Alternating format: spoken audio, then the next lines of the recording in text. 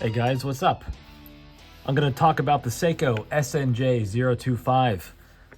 I've had a couple of beers. I've had a couple of these Dragon's Milks. I don't know if you guys have ever had them before, but they're good, and I've got no plans, so we'll see what comes out of my mouth. Anyway, guys, I talked a little bit about this watch before in a video where I compared it to the Momentum UDT Solar watch, and I determined after a few minutes that this was the superior watch. Now, I was only going to keep one, and so I'm trying to sell the Momentum on eBay right now. So if you guys want to check that out, go for it. Buy it. Please buy it, because that's the only way I can afford more watches. That's the only way I can afford to feed my addiction. So what do we got going on here, guys? We got a watch that is... let's talk about size first and foremost. Let's not put it off, shall we? And we know if we're going to talk about size, we have to include my girl, the size queen. Size of this watch, guys. Case, 47.45 millimeters from here to here. I'm just really talking about the shroud. I'm not talking about from here to this little bump. I'm just talking about from here to here, from here to here. If you include all of the tumors that are growing out of it, I don't know what the size is. It's pretty big. When you get to that, you're probably going to get pretty close to my Citizen Aqualand here, which... let's just do that. Let's see. I guess it doesn't really work. Yeah. See what beer can do to you guys? It makes you smarter. That's what they look like when they're on top of each other. All right, settle down. All right, guys. 47.45 millimeters. The height. Oh, I got the wrong watch here. Jesus Christ. What? That's not even a joke. I did that completely by accident. All right, 47.45 millimeters. The height from here to here, from here to here is 14.61 millimeters. That's the thickness. The lug to lug from here to here is 50.42 millimeters. And the lugs from here to here, the actual strap size, 22.09 millimeters. That's one thing about this watch. I kind of wish that they had gone with 24 millimeters. You guys can see what that looks like here.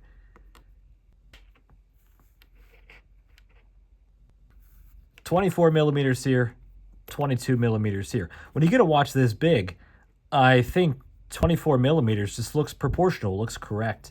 This looks like a little bit of a thin strap on a very, very thick, in case diameter speaking, watch.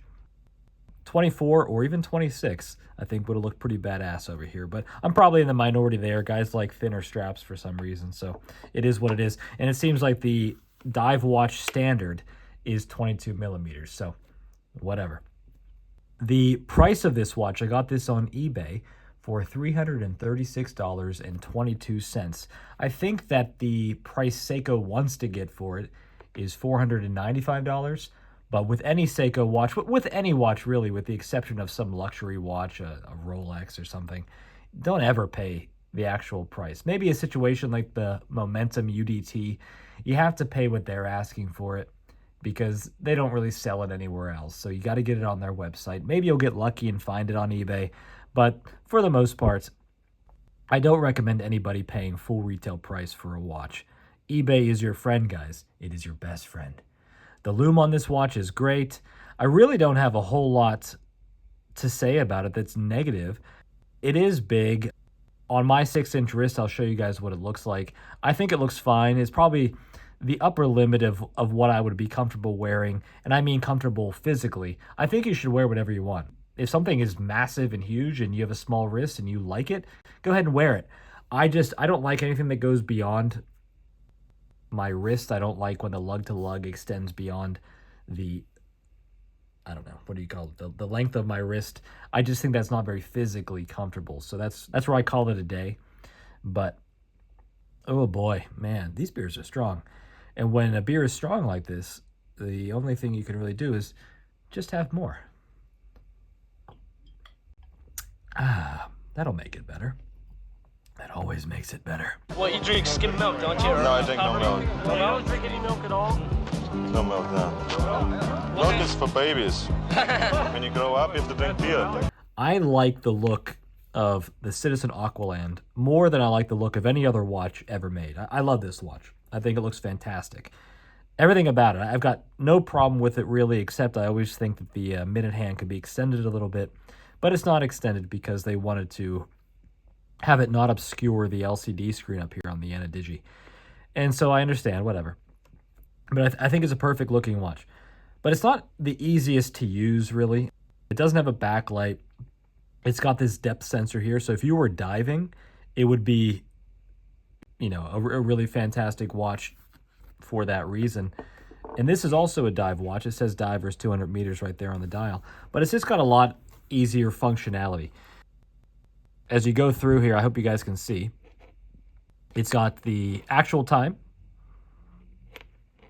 Oh, no, that's not the actual time. I set the time to Tokyo because it's a Japanese watch. I felt like, well, if I have 2 time zones to go from, I should set the other time to Tokyo just because Japanese, that way it'll feel like it's still connected to its homeland in some way. Then you go here, you got a chronograph. Press the top button up here, starts the chronograph. Press it again, it stops it, and then you hold down, and it restarts it to 0. You've got my alarm time here is set to 8 a.m. And I'm not going to fiddle with it and reset it so that you guys can hear it, but just trust me, it does sound loud enough to wake you up. It's actually the loudest alarm that I've ever heard on a digital watch. And after about 30 seconds or so, maybe less, it stops beeping, so it won't beep forever if you forget to hit the button or you aren't in the room whenever it goes off. What else here we got? Oh, this is the actual time, 11:35 p.m. And then, what's that? Oh, it's Monday the 18th. That's my biggest problem with this. I had to like look at this and think, what am I looking at right here? Because the screen is so small. I don't know why they made it so small. The Citizen Aqualand has a nice big screen. 18 MO, 18 Monday. Here, harder to see, so I don't know. Seiko, I think, they made everything else gargantuan on this watch. They could have made the LCD screen a bit more gargantuan as well. When you want to set the time, you unscrew this, pull it out, and then you turn it, kind of like you would on a Breitling Aerospace. All of the adjustments take place here with the crown. So it's kind of interesting. This is obviously based on the original Seiko H558, the one that we all came to know and love in the 1980s on the wrist of Arnold Schwarzenegger. He wore it in 5 movies, I think. He wore it in Predator, he wore it in Raw Deal, Commando, Running Man, and I think he wore it in Twins too, but don't quote me on that. Look, Arnold Schwarzenegger is kind of a class act. He's a one-of-a-kind dude, and he's got one-of-a-kind wrists, but even though this watch is bigger than the original Seiko H558, I don't think that should really dissuade anyone from buying it. Like I said, I have 6-inch wrists. Literally. They're not a millimeter bigger or smaller. They are exactly 6 inches. And I think 99% of all men on Earth have wrists bigger than 6 inches. And so if I can wear this watch comfortably without thinking about it, without being self-conscious or whatever, you guys can too. So I highly recommend check it out. It came with a different strap. This strap here I bought aftermarket. It is from a company called Uncle Seiko. And the reason that I bought it is it came with this strap here. And it's kind of hard to see because of the way this is framed. But I would say overall, this strap from Seiko is about 1 inch longer. Maybe a little more than 1 inch longer, actually. I'd say maybe about 1.5 inches longer. And that extra material sticking out, on my wrist just started to get on my nerves a little bit. And after about a day, I had a feeling that I would do it, which is why I never took the plastic off of this to begin with. After about a day, I was like, yeah, that's annoying. I'm going to get this Uncle Seiko strap that everybody recommends. I took the hardware off of the original Seiko strap. This polished hardware came with the original, even though the keeper is brushed. I don't know why they did that. So I moved the brushed, or I guess more of a matte buckle from the Uncle Seiko to the original, and I moved the polished from the original over to the Uncle Seiko. And actually, if you look at what Arnold's wearing in the old days, back in the movies from the 1980s, his didn't have a metal keeper. It had a rubber keeper. So this, in my opinion, is a far more screen accurate kind of kind of situation going on. One thing that I've noticed, I just noticed it right now as I was setting up for this video, is there's no shine on the original strap. It's like a silicone material. It's incredibly comfortable. In fact, I'd say it's maybe the most comfortable material that I've ever felt for a strap. But it doesn't have that old school kind of rubbery look. This has a nice shine to it. And I know, it just looks more hardcore, I guess. It doesn't look as soft, and it's just not meant for comfort as much. It is comfortable, but it's not designed necessarily for that. It's designed to be more accurate to what the 1980s H558 had on it. I never took the sticker off the back. It's pretty new still. I leave the sticker on for as long as I can, really. I don't ever see a desire to peel it off, or a rush to peel it off, I guess I should say, because I never know if I'm going to really want to hang on to a watch for very long. My policy is normally get one watch in, that means I have to sell another watch. And so that happens so often. I've learned my lesson over the years that I keep it on, and maybe if I still have this watch in a couple of years, I'll finally peel it off. But chances are, even though I do like it quite a bit, I will be selling it eventually to fund the purchase of some other watch that will eventually get sold itself. It's a never-ending cycle. It's an addiction, really. I've quoted Nick Shabazz many times on this channel, and I'll quote him again. Do not get into watches. Watches are a money pit. They're silly. They serve no purpose, really, beyond telling the time. I was just thinking earlier today, like, oh, look at all the functions this watch has. It has an alarm. It has a chronograph. It has this bezel here, which is slightly misaligned, but not to the point of being annoying to me. But, like, the bezel, do I ever use it? Not really. And if I do use it, do I ever...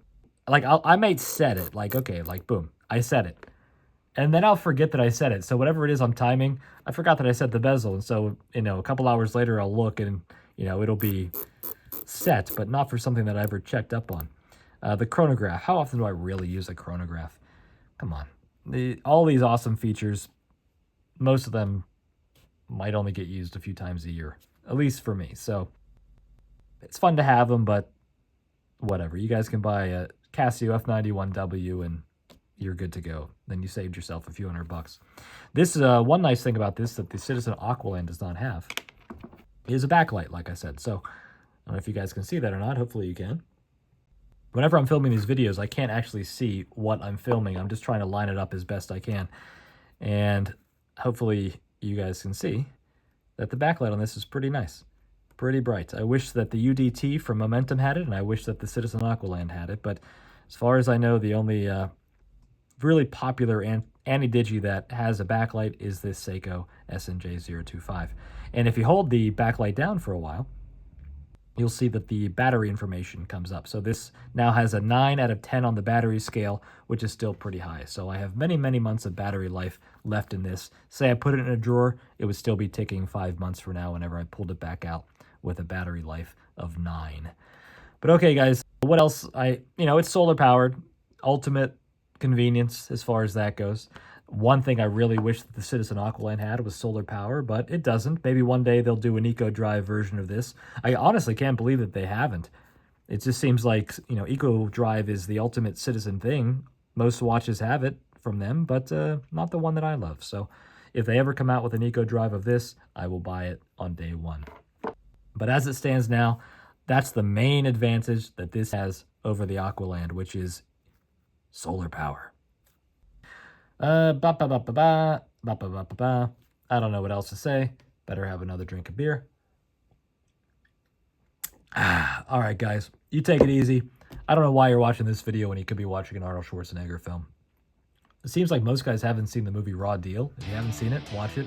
It's a lot of fun. It's no Predator. It's no Commando, but, it's better than 99.9% of all the crap that gets made nowadays. So stop watching this. Go watch Raw Deal. Until next time, guys, I hope you have a good week. Hope you take it easy. Hope all's going well in your lives, and I'll talk to you later. I probably won't make another video before Thanksgiving, so happy Thanksgiving to all of you guys in the United States. Otherwise, adios.